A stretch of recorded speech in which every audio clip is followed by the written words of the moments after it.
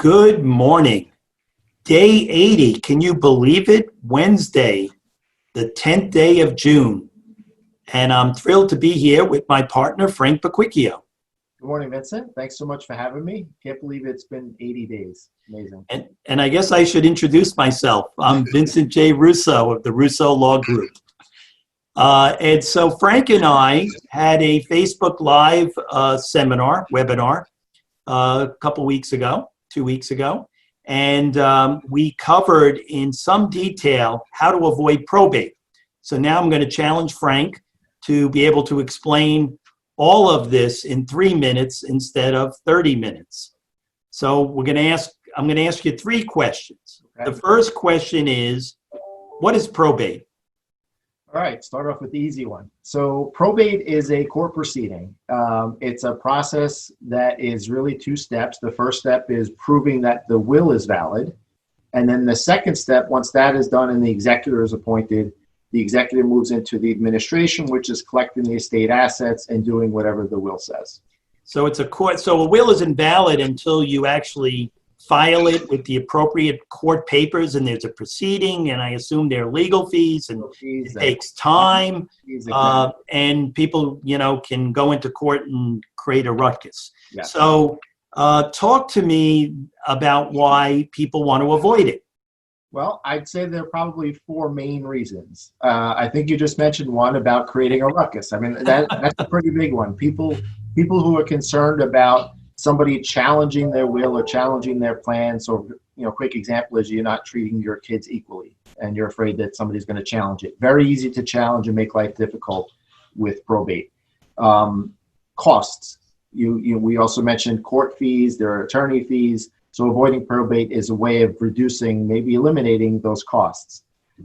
If you've got property in multiple states, you've got potential for probate. If you have a property in New York, you have a property in Florida, you've got 2 sets of probates, 2 sets of attorneys, 2 sets of filing fees, and further delays. And I think the last one probably would be quick access to assets, because you don't have that delay of the court proceeding. When you're avoiding probate, there's instant, or if not instant, pretty close to instant access to funds. And we can see how important that is right now while we're going through this emergency period, which we're hoping to get out of soon. So we know what probate is. I want to avoid it. So how do I do it, Frank? How do I avoid probate? Well, I think you've got 3 options depending on the type of assets you're talking about. So one would be a beneficiary. So for example, if you have life insurance or even a bank account, there are different designations. You can name beneficiaries on those accounts. When you pass away, the money goes directly to those people. Joint owners with right of survivorship, which just is a fancy way of saying if somebody owns it jointly with you and you pass away, it's theirs automatically. But the best is going to be the revocable living trust. And why do you say that? Well, because with a revocable living trust, you can still control how things are being distributed.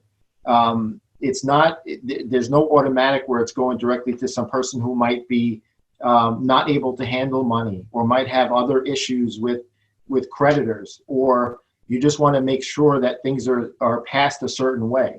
When you do a trust, it'll act kind of like a will when you pass away, and you can put all of these protections in there without it just going willy-nilly to where it's going to go to. Well, thank you for those 3 quick answers. They were all very good. You passed the test. And we can see how important it is for many of our clients that they have a plan in place to make sure their assets are left in a protective way, and avoiding probate can be very helpful to many families.